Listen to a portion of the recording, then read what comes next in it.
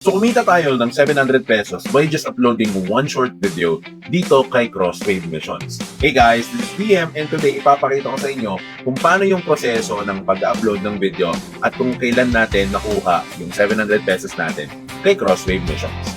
Anyway guys, if bago ka pa lang sa ating YouTube channel, mag-subscribe ka na and i-hit mo na rin yung ating notification bell para lagi kang updated sa mga panibaga nating uploads regarding like Crosswave Missions. Let's go!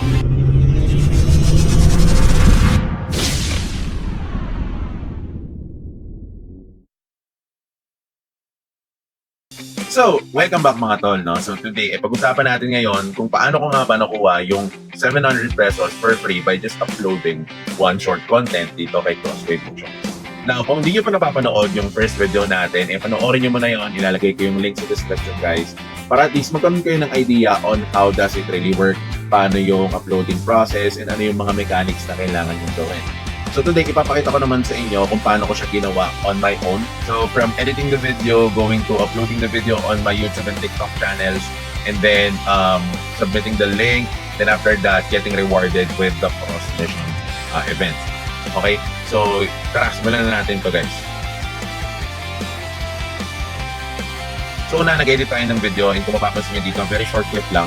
Ang shorts naman kasi guys, usually magra-run lang yan for about 24 to 30 seconds. Yun na talaga yung pinakamagandang time na ilagay nyo. Ang ideal will be 30 to 40 pero that's okay. 30 seconds is pretty much okay for a short video.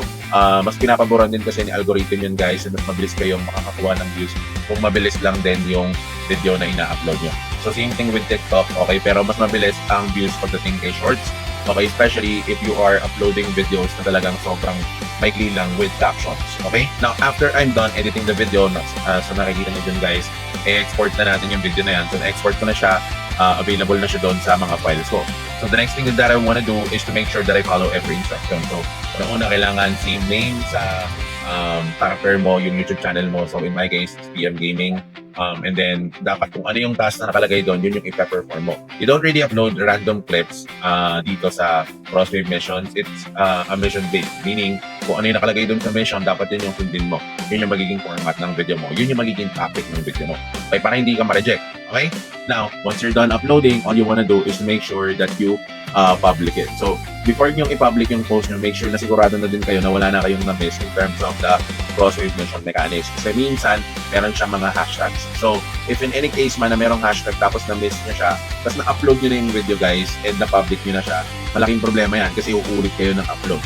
And it might be marked as spam ni YouTube kapag same video in-upload nyo. So, mas maganda na bago kayo mag-publish ng video, i-review nyo muna lahat, lagay nyo muna yung mga captions na kailangan or hashtags na kailangan for that specific mission just to make sure that you qualified correctly.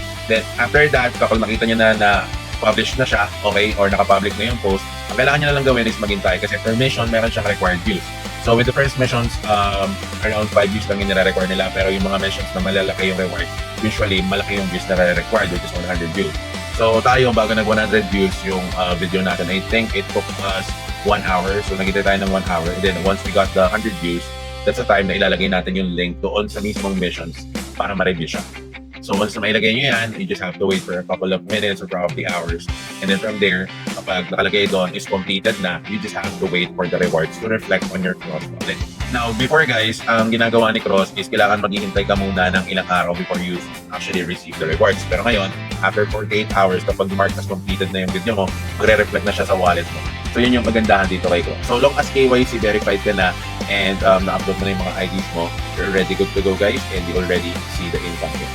So, I hope meron kayo natutunan dito, and kung bago ka pa lang sa Crosswave campaigns or Crosswave channels, okay, please make sure to check our channel kasi we continuously upload videos related to Crosswave, especially dun sa Crosswave Mission. So, good luck sa inyo guys, and sana lahat tayo pumaldo this 2026. This is BM again, and peace out.